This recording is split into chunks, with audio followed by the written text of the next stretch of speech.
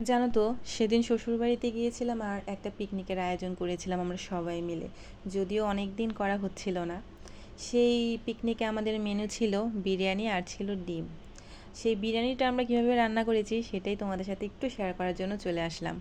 প্রথমেই তেল গরম করে নিয়েছে, তারপরে এখানে পেঁয়াজ বাটা, আদা বাটা, রসুন বাটা, জিরা বাটা, বাদাম বাটা এগুলো দিয়ে নিল, সাথে গোটা কিছু ময় মশলা দিল, তারপরে বিরিয়ানির মশলা দিল, তারপরে এখানে হচ্ছে টমেটো সস দেওয়া হয়েছে, সামান্য টেস্টিং সল্টও দেওয়া হলো।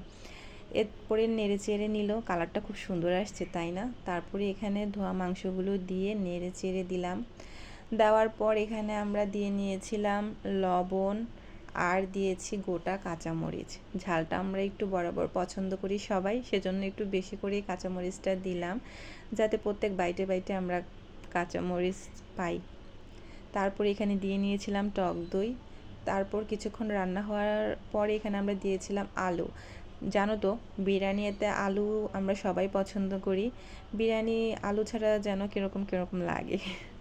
তারপরে আমার মাংসটা রান্না করা হয়ে গেছে। এবার আমরা চালটাকে করে নিয়েছি। প্রথমে তেলের মধ্যে কিছু ময় মশলা দিয়ে নিলাম, তারপরে গোটা কাঁচামরিচ দিলাম, লবণ দিলাম, তারপরে চালটা কিছুক্ষণ হয়ে আসার পর এখানে রান্না করা মাংসটা দিয়ে নেওয়া হয়েছে।